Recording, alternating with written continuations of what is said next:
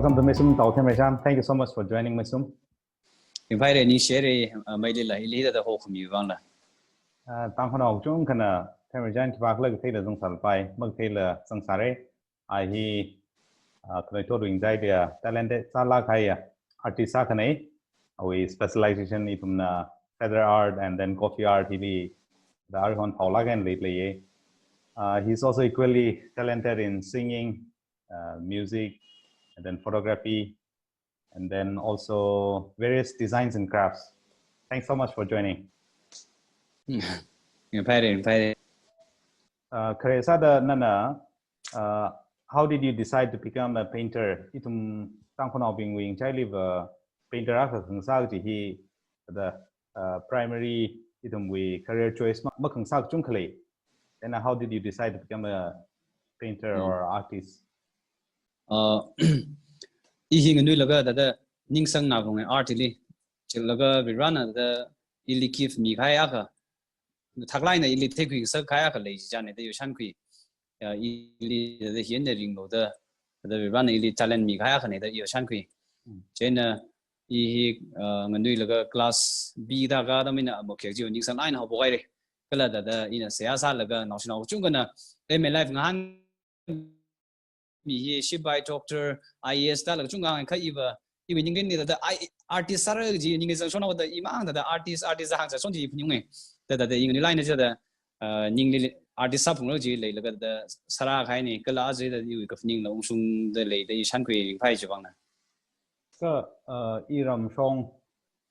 artist sa ngai sal college sa da maklei ji la or the facilities tam ngai ta maklei or avava na support mak sa ji ka da maklei ning ni na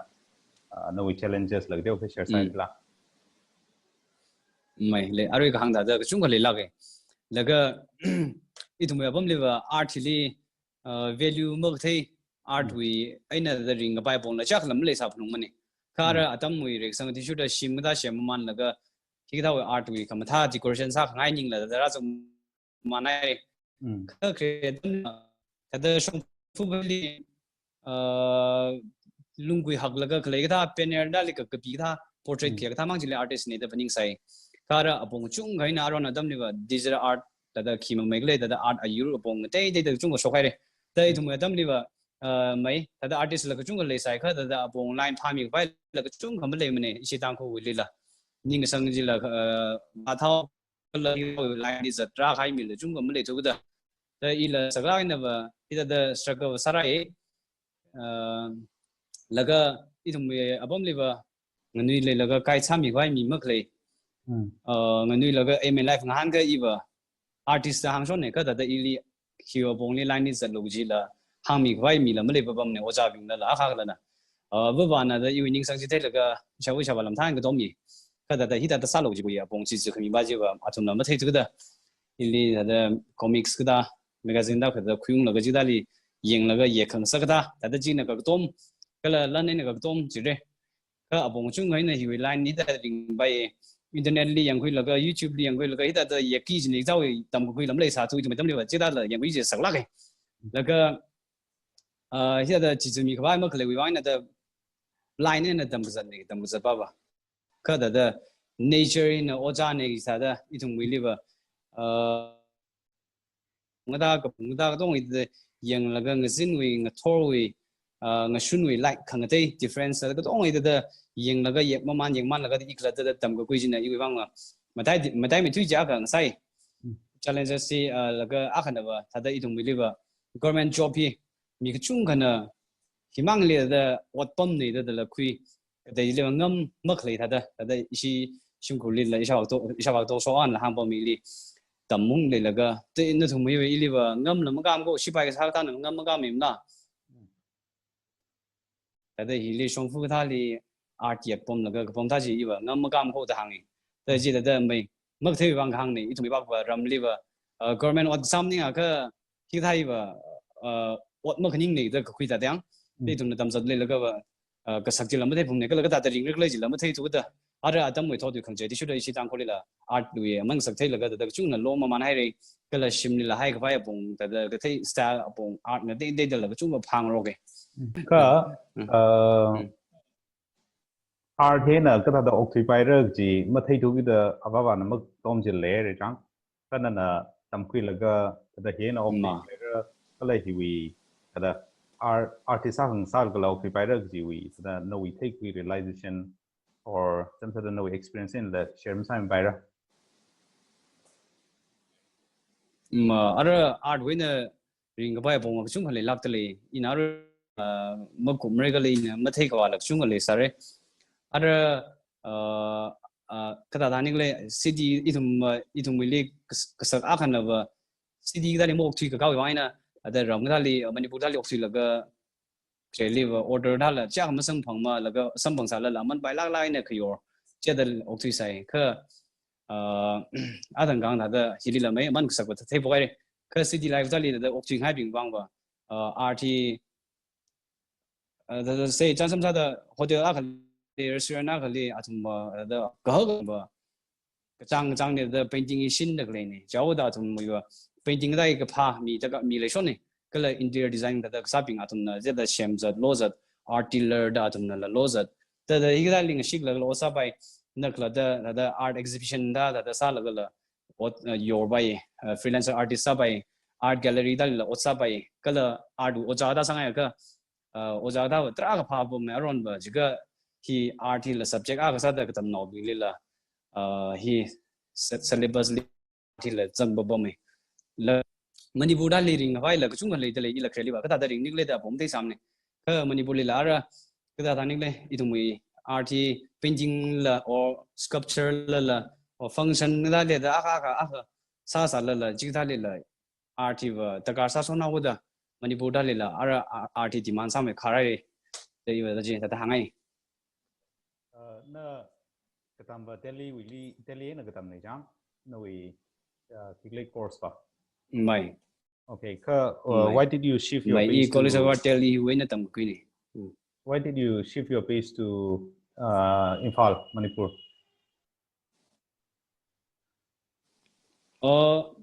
tada vibra we khangran ni jire ila sagat baba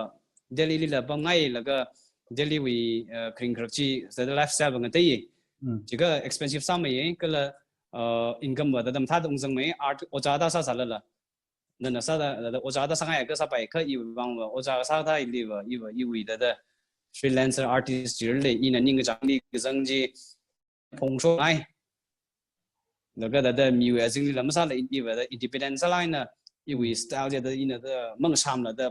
yek so khang ai ji i ning li le je na i chi da apong pha ma ne la ga Delhi da ili expensive la sa how la ga i thumi bang ngui la ga ina ring ga i crowd up ada apami da i thumi ram di haina mai how jaw da i da umpam la ga ada hi ga pai li od la sa pai how da o sa man la da ma ka ngai thu ji ni jiga ada ayali ma ngai thu ji kha da la i thuna wa ngai kha arui la da ina hili od sa man la ga exhibition sa aga sa dam li wa ayali la shok your pai shon de da je la sa pai sa ba okay Araba, you know, you have established yourself as a well-known artist. It's my community in Falila. That no we some sort of studio sargala, experience sargala. Na that we na no we think of nilala. Can you tell us what is your biggest breakthrough? That na young Hong Tham Li or event departure or you art piece departure ibi break or any experiences? Painting sai creative style chung sai ka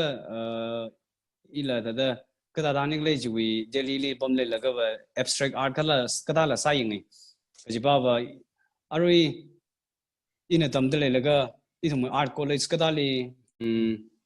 exhibition da la sami room mi la ga hili I thum ngi so no bing na your kui la da take kui sam bang la ga atum na your kui ga da la ji ga painting avu hi da lak avu lang sare la ga atum painting ka thum ma ti da la your kui wai ka I painting je dam ji ba da I wi ba chung ja hi realistic ne realistically da khiak sau da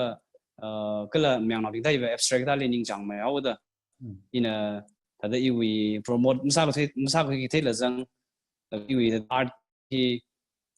cái đó này mình là mất thấy yêu unique sao chỉ mất thấy gì rồi thế chỉ là struggle chung sai là cái liver người ya mà bị vào cái là vậy cái gì bảo nhưng điều hậu thì bảo nhưng là cái đó ina cái đó sao cái mình là những chẳng những là chỉ mà chụp lui không mà chụp gì đó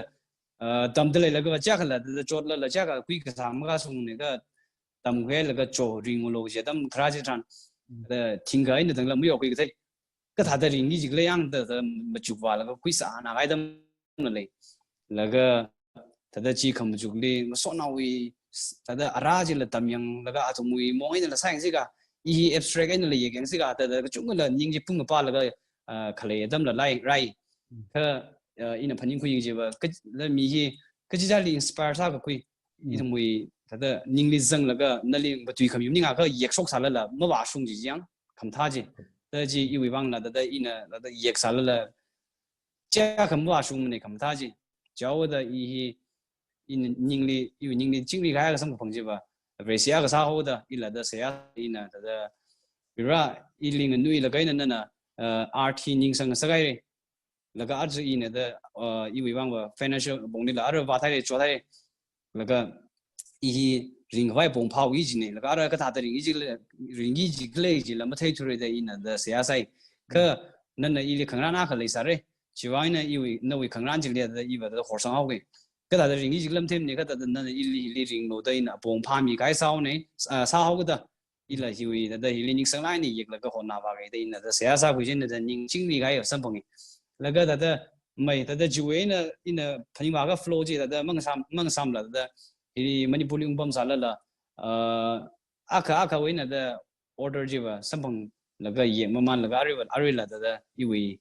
ring shop đó sân phong chính đấy là ina đó chỉ vang này phải nên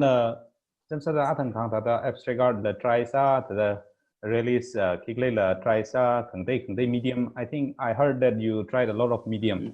Ari the one thing that you have mastered is feather art and then coffee art again now. It has become your signature art now. The medium bahina na the explorer sakui and then medium mà cái trong đó những trang ấy oil color là những trang ấy water color là những trang ấy đó charcoal là khác là sincere cái đó là oil color bây giờ ít mà bấm đi vào fungus cái gì thế nào đó acrylic cái nữa water color bây sinh mấy là bây giờ là sinh ra là cái ở ý cháu đi cái đó những cái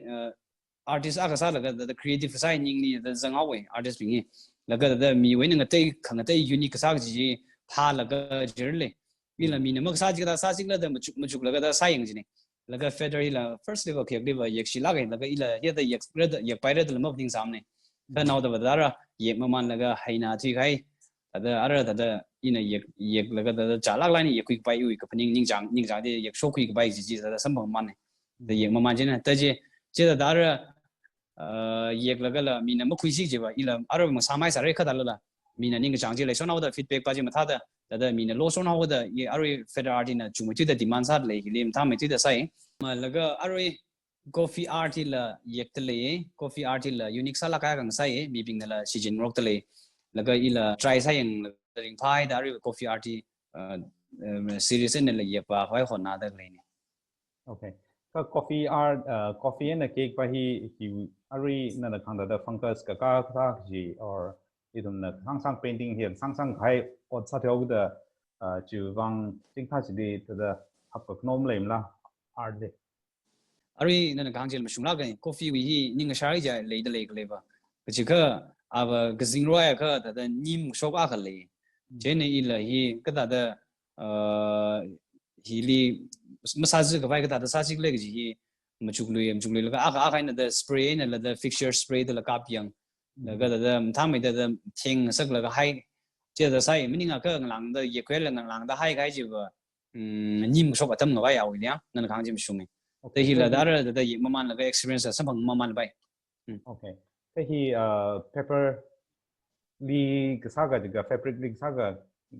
medium Yeah, paper lisa ne. Okay. Paper lisa in me. Okay, ka Teru manat laga the coffee ne teru jimna laga sajimani. Okay. Ka coffee art na no we feather art we the demand or na chamsa the market li chamsa itum we kring khra we bang wo ke pa nong ta mai le. Compare the kanini the compare masa pa ni ka the apong de order right thalala your buy kamai ji you wang feather ban your buy me ki buy ka da daning le aman da ina da shem ki buy ka le da sak mai da buy mai da ina da ke do shem hai la ga mi na buy kamai ning jang ga buy kamai ba ji la shem mi sak kamai atam jang mai de yek la ga la da hai ga le da ji mi we attitude da mi na ning jang ji ka bang we buy me coffee buy ba i ba chung ja ye details la ni yek la ga aman na mai de yore jena da saki ba min na ja ga mokhui ra me mane da ka da quick shopping jina da quick ra sa da ja sai. Okay. Ka actually lockdown hili how does it affect your work? Jika simli sak bom sa de no wang ja ka sak sem le ka tha de. Lockdown hili i wang ba ka chung dam khui de le a jo laga mai ina ka pi ka khui mining ne i wang ba da hi tha dam le la da daning le or ka sa hi experience ka chung sam bang ei i hi ya ka chung la hai rai re laga da order ba ka daning le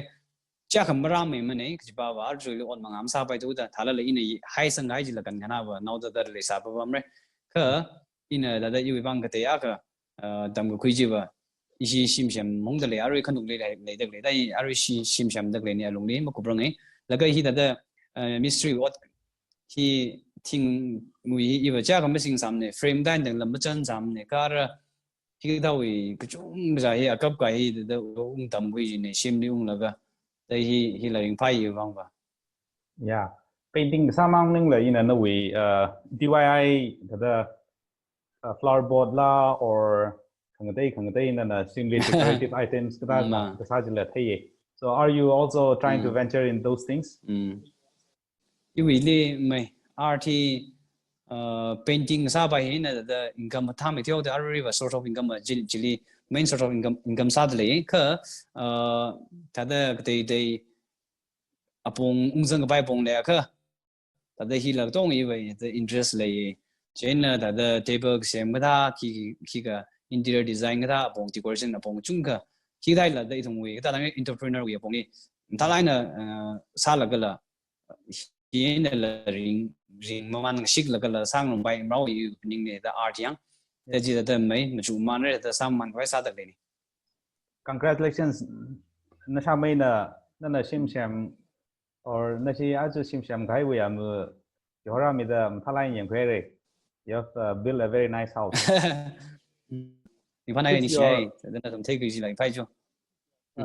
Who is your inspiration? Nana katamatam li kala na nari otsa lagala no inspiration. Iwi hi inspiration ni da re mai thui da ho bokle ili ocha khana 1 2 3 da ada ina khang da class p li tam sai I joy tam li I dining to li infal yang tam me dining to li tam le laga ocha bai na 1 2 3 ka pi laga jili 3 aina vanu a ka yek sok stage ni chi yeng khoi laga I ji ning yang na gai vanu ji yeng laga da yang ka tha da 3 aina la vanu yek sok bai ji le da magic tha gai li wang ni laga ji da ji ina ning da sang ji da ji wi ning da sang ji li sim ni laga la yek lui da exercise book ji da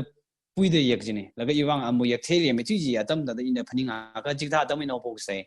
da ji da ina art ji ning sang ga phoki da ocha I area ming lam them ne no shnong nui laga sa sa da da ana ja da ana ji da ili yek se phok la ke laga tamram man ga man laga ja athang ga da I we bang ba nature in lo cha ga sa ba mai ta da ina da ka phung ga pha yek laga imang la da tam ga khuini ka ina art college li wa jang laga ka tam I we bang ba ga da ning le milan mulik da atum mayang na Indian on nei daga atum watercolor ram tharan sing chena monet atom style ina da chung ga shu ki ke ba ba iwa color fresh ka sa color lively sa la kai color ning jang chena iwa da ji da atom ina shu ki na Shamai, your brother is a writer and a great photographer.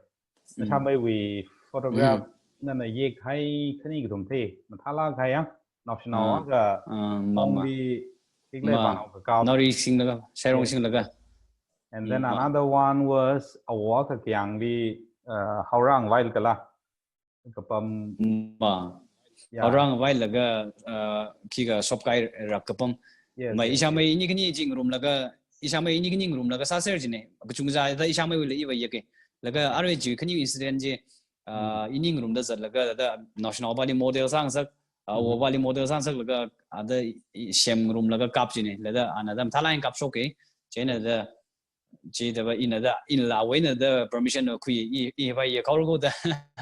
da ji da mai light setting da la dong jim thalak bo mi da ji interest things I you wrong palage mathana painting ba ya okay last question itong we community liar hon na national chung ga painting learning sang art learning sang chung sorat le and the ina ga thaya ka khani khran sa ran le like they look up to you a lot yeah na le mag them le ne and then they look up to you as what message would you like to leave it to them atong we bang itong wili kachung sa ina tada yang laga tamkwe laga art kata tamkwe laga shimni umpam di gai kala apong ma phaw the la da ot thi da art wi line meaning la ka te sa chi gai la chung hale da hi da itong wili ka tada rak le ji ka ji da apong maram la chung hale sa la bai mai ina da atang han da iwang la ka sak financial bong la ka sak la chung hale kala mar kali ba ka ring bai apong malem da iwi da million da a hien da ring bai apong malem ne da sam hai bai apong la chung hale kada da ina iwi wang wang du ila kaina iwi le commitment kale ji artist aga sa bung re I hien ring re kala ili ran year kai ne ji ina da sia sa la da commitment kai ji da sono bing la leng sa ngai se re la ka ji le ya ka da aka ra sa la ji li ngning shapre kala I thum li ngachang ka ji da ka sai chena ngachang kang sa ngai se re aron na tam li ba itum da jang da phone ka singin na la ka game da ngayong lok se national bing atam la mangwa la da hili atam dung chung da pithat kai ni da itum we national bing da khani do itum we dong ra observe ra bing da hi itum dong atam single line na changka line osa laga osa ji ba nana ning chang da kle nana phaning da kle ji ka phaning musung lak ra ji ba I shan kwe kala chang na ka ming sangai ji hang de oh that's amazing. Themreichan, thank you so much for coming to Meisum. Nana no we what kasa or no we nana kala dot mga kui lang we da national ping din nana kala flora da artist ping din nana hang mi tui aman sagla khai nei da kui. So thank you so very much for coming to Meisum and wishing you all the very best. Jo ring panai ili hok mi wang la no we on mga la mga ba mai no ji hang ai Thank you so much.